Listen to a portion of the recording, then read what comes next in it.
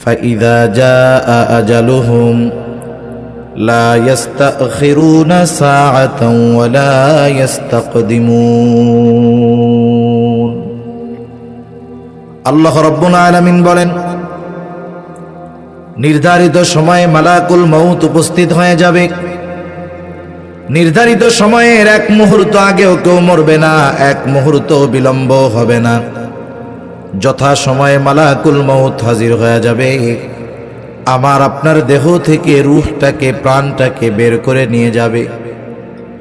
আমার আপনার এই দেহটার নাম আছে একটা দুনিয়ায় আব্দুর রহিম, আব্দুল করিম, কিন্তু রূহটা যখন বের হয়ে যাবে আমার আপনার নামের সাথে আরেকটা শব্দ যোগ হয়ে যাবে, লাশ। লাশ হয়ে যাবে আমার আপনার নাম। এইবার মাইকের মধ্যে ঘোষণা দেওয়া হবে, অমুক এলাকার অমুক আজ বিকাল 5 ঘটিকার সময় ইন্তেকাল করিয়াছে। আগামী দিন সকাল 10টায় অমুক স্কুল মাঠে তার জানাজা অনুষ্ঠিত হবে। ধর্মপ্রাণ সকল মুসলমানদেরকে মরহুমের জানাজায় শরীক হওয়ার জন্য অনুরোধ করা গেল। এইরকমই তো বলে নাকি? আমার আপনার মৃত্যু যখন হবে আমার আপনার ব্যাপারেও এইরকম ঘোষণা দেওয়া হবে। ঘোষণা দেওয়ার সময় একটা শব্দ ব্যবহার হয়, শব্দটা আরবি শব্দ ইন্তেকাল।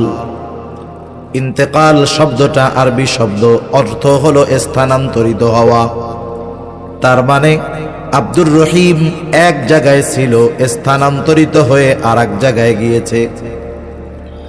দুনিয়ার জগতে ছিল, দুনিয়ার জগৎ থেকে স্থানান্তরিত হয়ে নতুন আর এক জগতের বাসিন্দা হয়েছে। হাদিসের ভাষায় সেই জগতের নাম হলো আলমে বরজখ। আলমে বরজখ এমন এক জগৎ, এমন এক স্থান যেটা দুনিয়ার মানুষ চর্মচক্ষু দিয়ে দেখতে পারে না। আবার দেখা যায় না বিধায় বিশ্বাস করা যাবে না, বিষয়টা এমন নয়। বরং দুনিয়ার অনেক কিছু আছে না দেখেই আমরা বিশ্বাস করে নেই। অনেক কিছু না দেখে বিশ্বাস করি। ঘ্রাণ কোনোদিন দেখা যায়? ঘ্রাণ বুঝেন? ঘ্রাণ, গন্ধ, এটা কি দেখা যায়? এটা আমরা দেখি না, অনুভব করি, এরপরেও বিশ্বাস করি। দুনিয়ার অনেক কিছু আছে না দেখে বিশ্বাস করি, দেখা যায় না বিদায় অবিশ্বাসের সুযোগ নাই। লোকচক্ষুর অন্তরালে এক জগৎ আলমে বরজখ। একটা মানুষ মারা যাওয়ার পর তাকে কবরস্থ করা হোক অথবা না করা হোক, অথবা বাঘ দিয়ে খাওয়ায়া দেওয়া হোক, সমুদ্রের মধ্যে মরে পচে যাক, অবস্থা যা হয় হোক, মৃত্যুর পর থেকে নিয়ে তার অবস্থান হয়ে যায় আলমে বরজখে। সাধারণ ভাষায় কবর জগৎ আলমে বরজখ। আমাদেরকে আলমে বরজখেও দীর্ঘকাল অবস্থান করা লাগবে।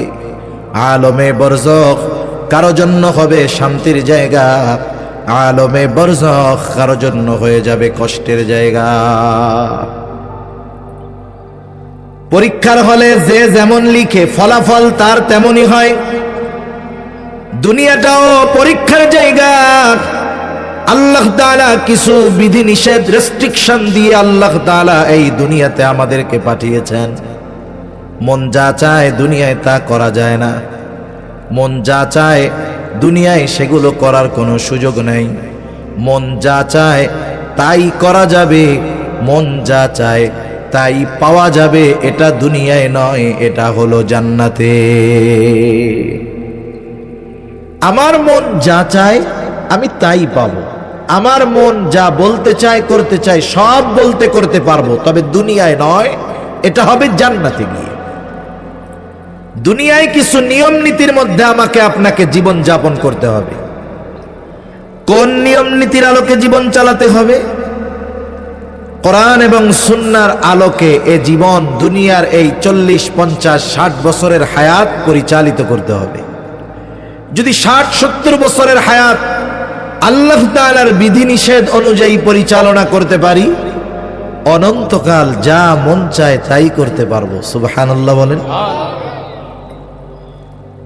দুনিয়াটা এরকম পরীক্ষার জায়গা। পরীক্ষায় যে ভালো লেখে, খাতায় যে ভালো লেখে, তার ফলাফলটা ভালো হয়। দুনিয়ায় যে আল্লাহর বিধি নিষেধ মেনে চলে, রসূলের আদর্শ অনুযায়ী জীবন যাপন করে আলমে বরজখ থেকেই সে শান্তি লাভ করতে শুরু করে। দেখবেন পরীক্ষার রেজাল্ট দেওয়ার আগে যখন পরীক্ষার হল থেকে দুইজন ছাত্র বের হয়, একজন একেবারে 100 মার্কের অ্যান্সার দিয়েছে, বারবার রিভিশন দিয়েছে, অঙ্কে কোনো ভুল নাই, ইংরেজিতে কোনো ভুল নাই, স্যারদেরকে দিয়াও দেখাইছে, স্যার যেহেতু সময় আছে আমার তো সব অ্যান্সারগুলো দেওয়া শেষ, আপনি একটু দেখা দেন। স্যারও 2-3 বার দেখে বলে হ্যাঁ 100% ওকে, ঠিক আছে। আরেকজন ছাত্র পরীক্ষার হলে গেছে, আগে লেখাপড়া কিচ্ছু করে নাই, প্রশ্ন দেখা মাথা ঘুরতেছে, এইবার কলমের পেছন কামড়ায়া কামড়ায়া একেবারে সাইজ করে ফেলছে। পরীক্ষার হল 30 মার্কেরও জবাব দিতে পারে নাই, যাও দিছে ঠিক হইছে কিনা এর কোনো গ্যারান্টিও নাই।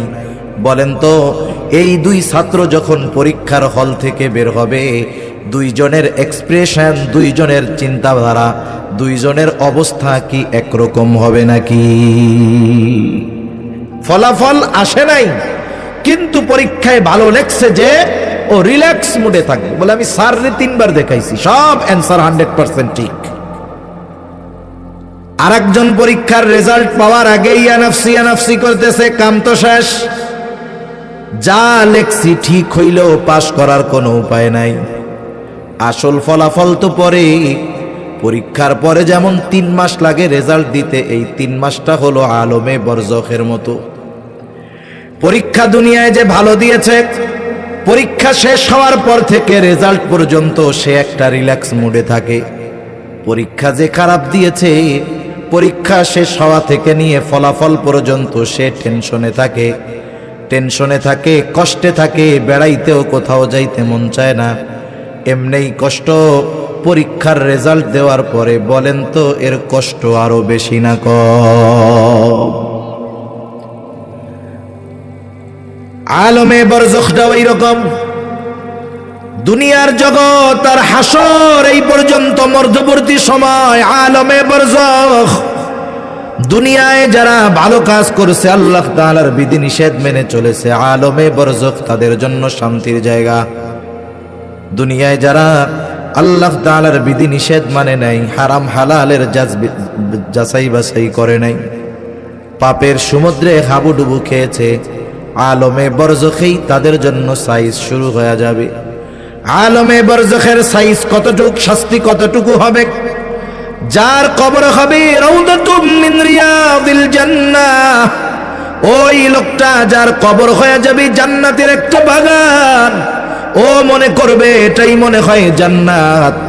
ফেরেশতারা তাকে বলবে না না, এটা জান্নাত নয়, বরং জান্নাতে আল্লাহ তাআলা কল্পনাতীত নেয়ামত তোমার জন্য রেখে দিয়েছে, জান্নাতের নেয়ামতের কাছে এগুলো কিছুই নয়। তখন ওই লোকটা বারবার আল্লাহর কাছে ফরিয়াদ করবে আর বলবে, আল্লাহ যথা দ্রুত সম্ভব কিয়ামত কায়েম করেন, আমি আমার অনন্তকালের চূড়ান্ত বাসস্থানে যেতে চাই। আর যার কবরটা জাহান্নামের গর্ত হয়ে যাবে, দুনিয়ায় বদকাজ করেছে, গুনার কাজ করেছে, বেঈমান, ওর শাস্তি হবে, ও মনে করবে এটাই মনে হয় জাহান্নাম। ফেরেশতারা তাকে জানাবে, না না, জাহান্নামের শাস্তির তুলনায় এটা কোনো কিছুই না। এটা শ্রবণ করবার পর তার মধ্যে আরো ভয় ভীতি সঞ্চার হবে। সে আল্লাহর কাছে বলবে, আল্লাহ আপনি কখনোই কিয়ামত কায়েম কইরেন না, তাহলে আলমে বরজখের শাস্তিটাও কত কঠোর হবে। ওই আলমে বরজখে আমাদেরকে অবস্থান করতে হবে দীর্ঘকাল, তবে অনন্তকাল নয়। দীর্ঘকাল আমরা ওইখানে থাকব। আমরা কতকাল, কত বছর থাকবো এটা জানি না, কিন্তু হাদিসের আলোকে মুফাসসিরিনে কেরাম জানায় দেন, যেই লোকটা সর্বশেষ দুনিয়া থেকে বিদায় নিবে সিংহায় ফুৎকারের মাধ্যমে, ওই লোকটাও কমপক্ষে 40,000 বছর আলমে বরজখের বাসিন্দা থাকবে। আল্লাহ তাআলা ইসরাফিল আলাইহিস সালাতু ওয়াস সালামের সিংগায় ফুৎকারের মাধ্যমে এই দুনিয়ার অধ্যায়টাকে আল্লাহ শেষ করবে। মানব জাতির অধ্যায় শুরু হবে ইসরাফিল আলাইহিস সালামের সিংগায় ফুৎকারের মাধ্যমে। আল্লাহ তাআলা কোরআনুল কারীমের মধ্যে বলেন, وَنُفِخَ فِي الصُّورِ فَصَعِقَ مَنْ فِي السَّمَاوَاتِ وَمَنْ فِي الْأَرْضِ إِلَّا مَنْ شَاءَ اللَّهُ ثُمَّ نُفِخَ فِيهِ أُخْرَى فَإِذَا هُمْ قِيَامٌ يَنْظُرُونَ। আল্লাহ রাব্বুল আলামিন বলেন, ইয়াউমা ইউনফাখু ফিস-সূর, যেই দিন সিংগায় ফুৎকার দেওয়া হবে, এর দ্বারা উদ্দেশ্য হলো প্রথমবার সিংগায় ফুৎকার কি হবে সেই দিন। ফাসাইকা মান ফিস সামাওয়াতি ওয়া মান ফিল আরদ, আসমান আর জমিনের মাঝে যত প্রাণী থাকবে, যত প্রাণ থাকবে, সিংগায় ফুৎকারের আওয়াজ এতটা বেশি হবে, ফাসাইকা সব অজ্ঞান হয়ে যাবে, জ্ঞান শূন্য হয়ে যাবে। মুফাসসিরিনে কেরাম বলেন, প্রথম ইল্লা মান শাআল্লাহ, তবে আল্লাহ তাআলা যা চান, যা কিছু চান সেগুলো ছাড়া আর বাকি যত প্রাণী থাকবে, প্রাণ থাকবে, সিংগায় ফুৎকারের আওয়াজে অজ্ঞান হবে এবং মৃত্যুবরণ করবে। দুনিয়ার শেষ মানুষটাও মারা যাবে। দ্বিতীয় আর একটা সিংগায় ফুৎকার হবে। দুই সিংগায় ফুৎকারের মাঝে ব্যবধান কত বছর? রাসূল আকরাম সাল্লাল্লাহু আলাইহি ওয়াসাল্লামের হাদিস থেকে জানা যায়, নবীজিকে জিজ্ঞাসা করা হলো, দুই সিংগায় ফুৎকারের মাঝে ব্যবধান কত বছর? নবীজি বললেন, প্রথমবার সিংগায় ফুৎকারের 40 পর দ্বিতীয়বার সিংগায় ফুৎকার দেওয়া হবে। 40 দিন না, 40 সপ্তাহ না, 40 মাস না, 40 বছর না। মুফাসসিরিনে কেরাম বলেন, এর দ্বারা বোঝা যায় কমপক্ষে 40,000 বছর দুই সিংগায় ফুৎকারের মাঝে গ্যাপ। আর দুই সিংগায় ফুৎকারের মাঝে ব্যবধান যেহেতু 40,000 বছর, তাহলে যেই লোকটা দুনিয়া থেকে সর্বশেষ ইন্তেকাল করবে, তাকেও কমপক্ষে 40,000 বছর আলমে বরজখে অবস্থান করা লাগবে। ওখানের অবস্থান এক সময় শেষ হবে। আল্লাহ তাআলা বলেন, সুম্মা নুফিখা ফীহি উখরা ফাইযা হুম কিয়ামুন ইয়ানযুরুন। আল্লাহ তাআলা বলেন, অতঃপর যখন সিংগায় ফুৎকার দেওয়া হবে, প্রত্যেকের অবস্থান স্থল থেকে উঠে যাবে এবং এদিকে সেদিকে তাকায়া দেখতে থাকবে। মানুষ সেই দিন, হাসরের দিন, মানুষ সেই দিন উঠবে। অবস্থা কি হবে? মানুষ উঠবে বিবস্ত্র অবস্থায়, কারো গায়ে কোনো পোশাক থাকবে না। আয়েশা সিদ্দিকা রাদিয়াল্লাহু তাআলা আনহা জিজ্ঞাসা করেন, ইয়া রাসূলুল্লাহ, মানুষেরা বিবস্ত্র অবস্থায় উঠবে, কিন্তু তারা কি লজ্জা পাবে না? একজন কি আরেকজনের দিকে তাকাবে না? নবীজি বলেন, আয়েশা, মানুষ এতটা চিন্তিত ভীত থাকবে যে একজন আরেকজনের দিকে তাকানোর বিষয়টা চিন্তাও করবে না। অটোমেটিক তাদের মধ্যে ভীতি সঞ্চার হয়ে যাবে।